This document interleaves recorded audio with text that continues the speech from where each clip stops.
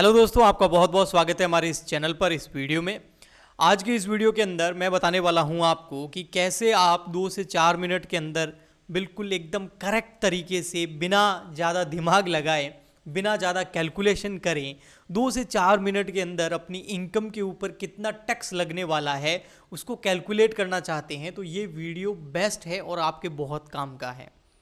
इसमें बिल्कुल भी आपको किसी स्लैब रेट, किसी रिजिम को याद नहीं रखना है, कुछ नहीं करना है, बिल्कुल आराम से आप कैलकुलेट कर सकते हैं और वो भी इनकम टैक्स की वेबसाइट पर ऑफिशियली। अब कैसे करते हैं आइए मैं आपको बताता हूँ।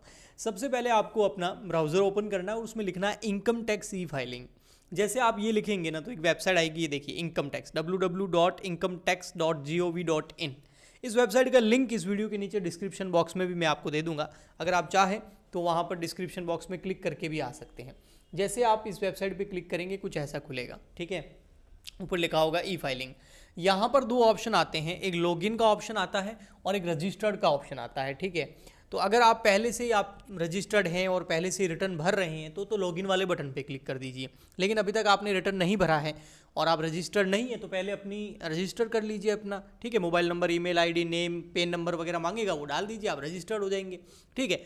अगर आप रजिस्टर है पहले से और रजिस्ट्रेशन करवा लिया आपने तो लॉगिन बटन पे जैसे आप क्लिक करेंगे ना तो यहाँ पर ऐसा कुछ खुलेगा। यहाँ आपसे पूछेगा सबसे पहले आपकी लॉगिन आईडी। अधिकतर ये जो लॉगिन आईडी या यूज़र आईडी जो होती है ये पैन नंबर ही होते हैं ना, तो आपके पैन नंबर, आधार नंबर या अदर कोई भी आपने यूज़ करी है आईडी बनाई है उसको लिखना है। फिर कंटिन्यू पे क्लिक करेंगे ना तो वो आपसे पूछेगा पासवर्ड जो आपने डाल रखे होंगे अपना रजिस्ट्रेशन करवाते वक्त, ठीक है।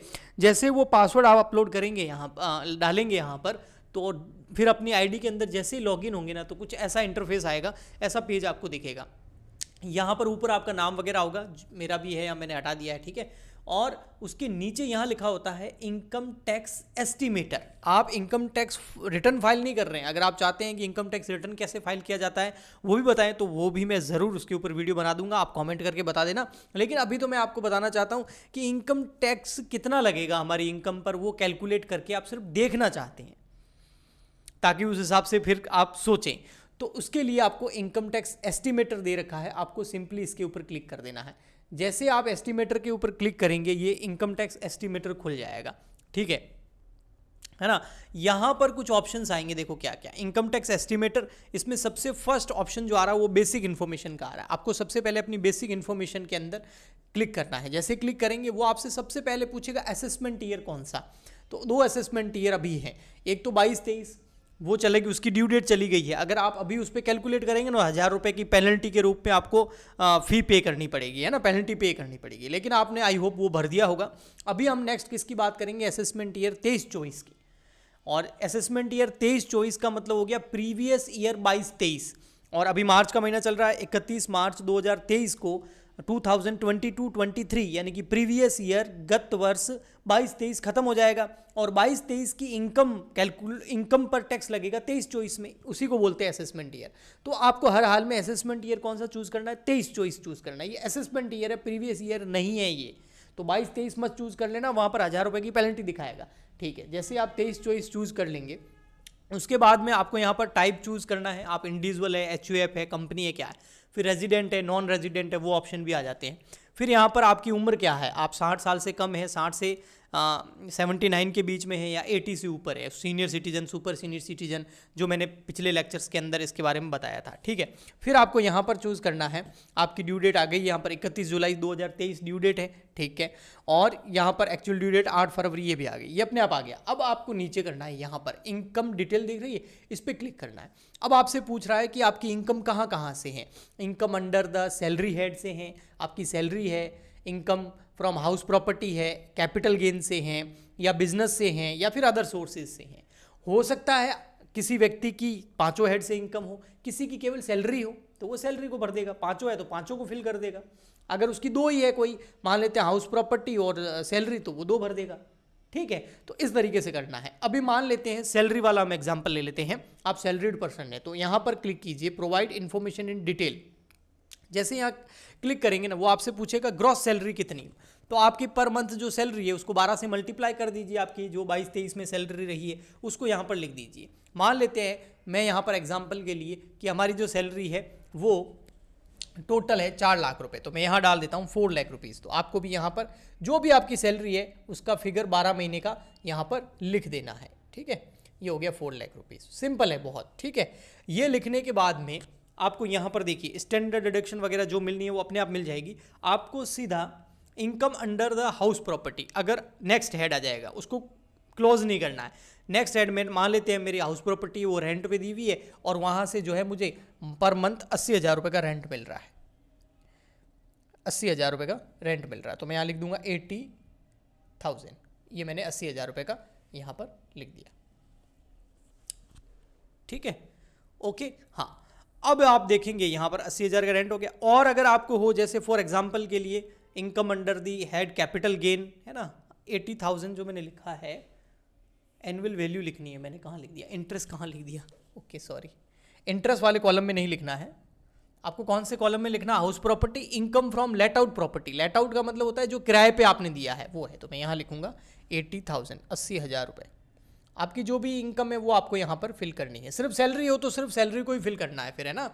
अगर और कोई इनकम नहीं हो तो नहीं करना है, ठीक है। उसके अंदर ये 24,000 डिडक्शन मिल गया है।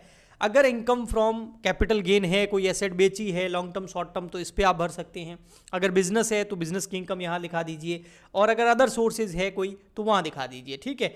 और उसके बाद में ये नीचे आ गया ग्रॉस टोटल इनकम। मेरी ग्रॉस टोटल इनकम कितनी आ रही है, 4,56,000, और 5 लाख तक तो पता है रिबेट मिलती है सेक्शन 87A के अंदर, ओके, ठीक। और अगर 5 लाख से ज़्यादा होती तो कुछ टैक्स हो जाता, ठीक है। तो आप फिर वो रिबेट नहीं मिलेगी। फिर यहाँ आ जाता है डिडक्शन डिटेल। आपने कोई LIC वगैरह करवा रखी है तो वो यहाँ पर डाल दीजिए, है ना। कोई ATC के अंदर या ATCC के अंदर जो भी आपकी डिडक्शन है वो डाल दीजिए। मान लेते हैं मैं यहाँ पर 25,000 रुपये मैंने LIC करवा रखी है तो मैं वो डाल देता हूँ। पूरा प्रीमियम 1 साल का कितना है, 25,000 रुपये, वो मैंने यहाँ डाल दिया, ओके। फिर उसके बाद में जैसे ही आप डिडक्शन डाल देंगे, यहाँ पर आपके सामने ऑप्शन आएगा टैक्स डिटेल्स। टैक्स डिटेल में पता है अगर आपका कोई TDS या TCS कटा है, सेस असेसमेंट टैक्स या एडवांस टैक्स आपने पे किया है, तो TDS मेन होता है तो वो यहाँ पर आप डाल दीजिए अगर आपका कोई TDS कटा है तो। फिर आप यहाँ पर क्लिक कीजिए एस्टिमेटेड टैक्स, ये दिख रहा है यहाँ पर, इस पर क्लिक कर देना है। जैसे तो यहाँ पर आपको टैक्स डिटेल दिखा देगा। टैक्स डिटेल में देखिए क्या दिखा रहा है, as per old tax regime और as per new tax regime, ठीक है, दोनों दिखा रहा है। यहाँ पर टैक्स एट नॉर्मल रेट कितना आ रहा है 9,050 और यहाँ कितना आ रहा है 10,300, ठीक है। और यहाँ पर नीचे इतनी की इतनी टैक्स रिबेट मिल गई है सेक्शन नंबर 87A के अंदर। जो भी टैक्स बन रहा था उस पर रिबेट मिल रही है। अगर मैं ओल्ड पे जाऊँ या न्यू रिजीम पे जाऊँ, जिस पे भी जाऊँ मुझे यहाँ पर रिबेट मिल गई है क्योंकि मेरी सैलरी 5 लाख से कम है, ओके, ठीक। और फिर यहाँ पर और कुछ है नहीं, और सीधा आपका टैक्स कितना आ रहा था, टैक्स आपका ज़रूर निकल के आ रहा था 9,050। अगर ओल्ड की बात करें, न्यू की बात करें तो 10,300, लेकिन उसकी रिबेट मिल गई है तो मुझे ज़ीरो टैक्स पे करना है, ओके। तो आप आराम से यहाँ पर इस वेबसाइट पर आकर के, इनकम टैक्स की ऑफिशियल वेबसाइट है, इस पे आकर के आप अपना टैक्स, इनकम टैक्स कैलकुलेट करके देख सकते हैं। आपको इधर उधर कोई कैलकुलेशन करने की ज़रूरत नहीं है। क्या स्लैब है, कितनी स्लैब है, वो भी पता करने की ज़रूरत नहीं है, क्योंकि उससे क्या हो जाएगा, ये सॉफ्टवेयर में सब ऑलरेडी पहले से ही फीडेड है। आपको सीधा असेसमेंट ईयर करेक्ट चेक आप जो है चूज़ कर लीजिए, उसके बाद ये आपको अपने आप ही बता देगा। फिर ये दोनों जो ओल्ड और न्यू है, इसमें से कौन सी चूज़ करनी है, तो जब आप रिटर्न फाइल करेंगे उस टाइम चूज़ कर लेना कि आपको ओल्ड करनी है, न्यू करनी है, ओके। और यहाँ से पता भी लग जाएगा कि आपके लिए कौन सी बेनिफिशियल है, ओके। सो आज के लिए इतना ही। आई होप आपको समझ में आया होगा। जो भी आपकी इनकम होगी आप यहाँ पर उसको जो है यहाँ पर आकर के उसको लिखेंगे और आप अपना टैक्स पता कर पाएंगे।